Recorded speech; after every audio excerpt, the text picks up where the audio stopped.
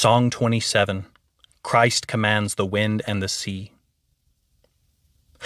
So many people were coming from every foreign people to the place of Christ's honor, to such powerful protection that God's Son wanted to take a trip with his followers out on the sea. It is on the border of Galilee land. The ruler, out on the waves of the sea. He told the other people to travel on ahead and decided to get into a boat with a small number to get some sleep. The rescuing Christ was worn out with his journeys. The weather-wise warriors hoisted up the sail, and keeping the wind aft, they ran before it over the ocean swells, until the ruler and his crew came to the middle. Then the weather began to increase in strength.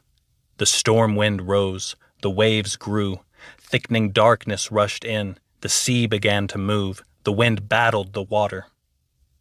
The men were worried.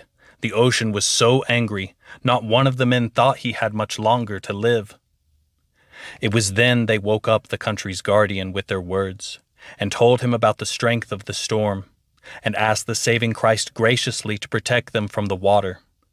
Otherwise we are going to die here in the sea in terrible pain. Then he himself arose, the good Son of God, and spoke to his followers. He told them not to be a bit afraid that the storm was gaining on them. "Why are you so afraid?" he said.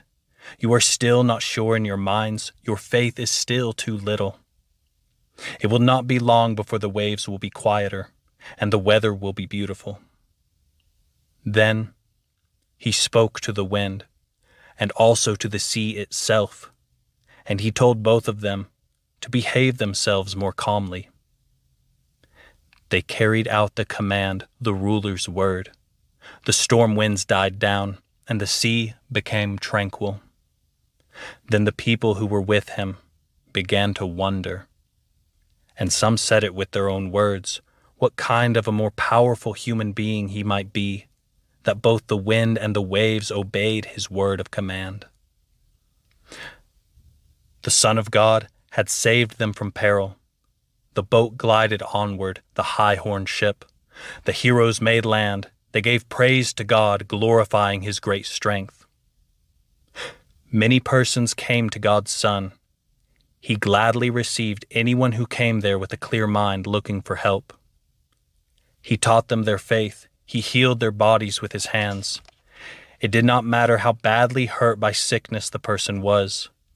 Even if Satan's deceitful followers had a man in their hands with all their hostile strength, and had so twisted his mind and wits that he went about like a raging maniac among the people, the healing Christ always gave him back his life spirit. If the man came to his hands, Christ drove the devils away with the chieftain's power.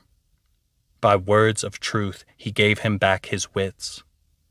He made the man whole again against the hate-filled ones, gave him peace again against the enemy, and then let him set off on his way to whatever land he loved most.